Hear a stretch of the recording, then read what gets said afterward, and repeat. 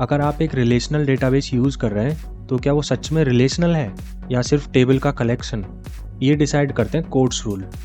Doctor E.F. Codd, also known as the father of RDBMS, इन्होंने 12 rules दिए थे। आज हम इन्हीं रूल्स को अच्छे से समझेंगे।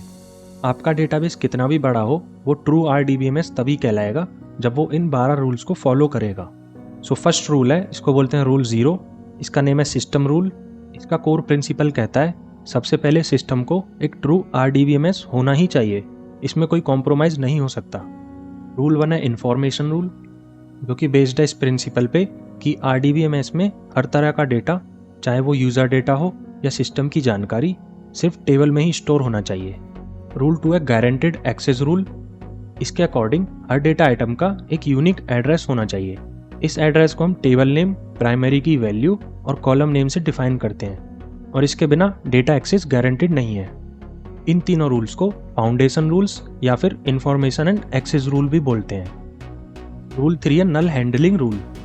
इसके अकॉर्डिंग सिस्टम को नल यानी कि एम्प्टी वैल्यूज़ को सही तरीके से सपोर्ट और मैनेज करना आना चाहिए। नल का मतलब मिसिंग या नॉट एप्लीकेबल होना चाहिए। रूल 4 है डायनेमिक कैटलॉग रूल। इसके अकॉर्डिंग डेटाबेस का मैप या स्कीमा टेबल्स के फॉर्मेट में ही स्टोर होना चाहिए। इससे सिस्टम खुद अपने स्ट्रक्चर को समझ पाता है।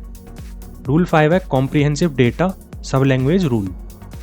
इस रूल के अकॉर्डिंग डेटाबेस को कंट्रोल करने के लिए एक पावरफुल सिंगल लैंग्वेज होनी चाहिए, जैसे SQL। ये लैंग्वेज डेटा को डिफाइन, एक्सेस, मैनिपुलेट और सिक्योर करने का हर काम कर सके। इन तीनों रूल्स को Meta data and language rules भी बोलते हैं। 6th रूल है व्यू अपडेटेबल रूल। इसके अकॉर्डिंग अगर वर्चुअल टेबल यानी कि व्यूज़ को थ्योरेटिकली अपडेट किया जा सकता है तो सिस्टम को उन्हें अपडेट करने की परमिशन देनी चाहिए।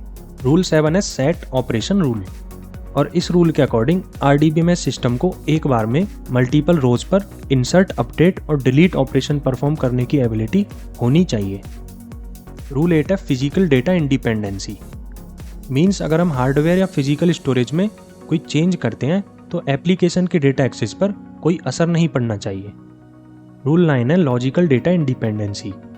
मीन्स अगर हम टेबल स्ट्रक्चर यानी कि लॉजिकल स्कीमा में कोई चेंज करते हैं, जैसे नया कॉलम ऐड किया, तो एग्जिस्टिंग एप्लीकेशन प्रोग्राम पर कोई असर नहीं पड़ना चाहिए।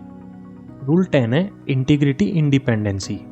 इसके अकॉर्डिंग डेटा के रूल्स जैसे प्राइमरी की, चेक, कॉन्स्ट्रेंट डेटाबेस स्कीमा में ही डिफाइन होने चाहिए, एप्लीकेशन कोड में नहीं। इससे कोई भी लो लेवल एक्सेस रूल्स को बाईपास नहीं कर सकता। रूल 11 है डिस्ट्रीब्यूटेड इंडिपेंडेंसी।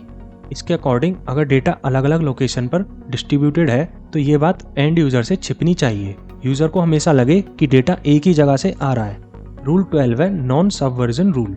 इसके अकॉर्डिंग डेटाबेस के इंटीग्रिटी रूल्स को बाईपास करने के लिए लो लेवल बैकडोर एक्सेस बिल्कुल भी अलाउड नहीं होना चाहिए।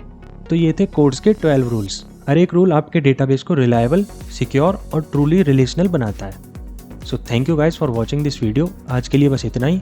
मिलते हैं नेक्स्ट वीडियो में अगले टॉपिक के साथ। अगर आपको वीडियो अच्छी लगी हो तो इसको प्लीज़ लाइक कर दीजिए और चैनल को सब्सक्राइब भी कर लीजिए और ऐसे वीडियोज़ के लिए।